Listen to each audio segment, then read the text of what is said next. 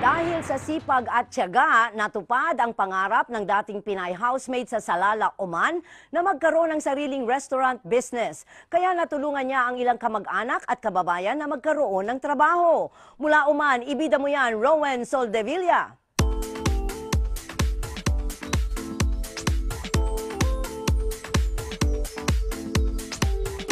Kung pagkaing Pinoy ang pag-uusapan, sikat at dinarayo ang bulalo at laing sa restaurant ni Cynthia Panga sa Salalah.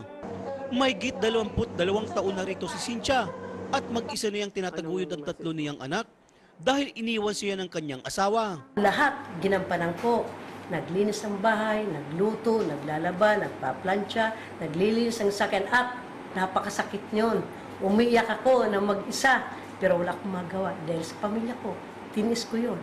Ngayon, na natiis ko lahat na paghihirap ko, nag-atim sa akin, naripin ako. Nag-umpisa ang negosyo ni Cynthia nang mapansin ng isang Omani ang kanyang sipag at tiyaga at aloki na magtayo ng restaurant. 5 years na naging katulong ako. Part-time ako ng 7 months. After that, may nakilala kong amo ko na ito na nga siya.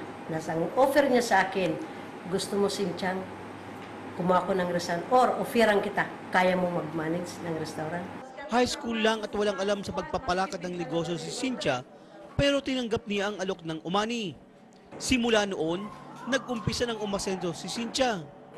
Nagmay-ari siya ng restaurant at nagbigyan ng trabaho ang mga kamag-anak at kababayan. Papasalamat ako sa tita ko kasi siyempre siya ang nagbigay ng trabaho sa akin. Malaki pong naitulong sa akin ng tita ko dahil natutusan ko yung pangailangan ng aking pamilya sa Pilipinas. Napatapos niya ng pag-aaral ang kanyang mga anak. Nakapagpundar ang mga ari-arian sa Pilipinas at nagkakawang gawa. Kahit mahirap ang buhay dito, inis niya para sa amin. Katapos lang. Sana po magkaroon ka po ng good health and long life. Mahal na mahal ka po namin. Pagdating sa sport, lagi nakasupport yan. Yun, nagmamanager siya.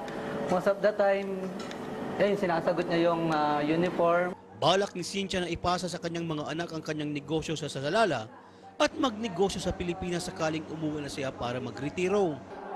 Rowan Soldevilla, ABS-CBN News, Salalah, Oman.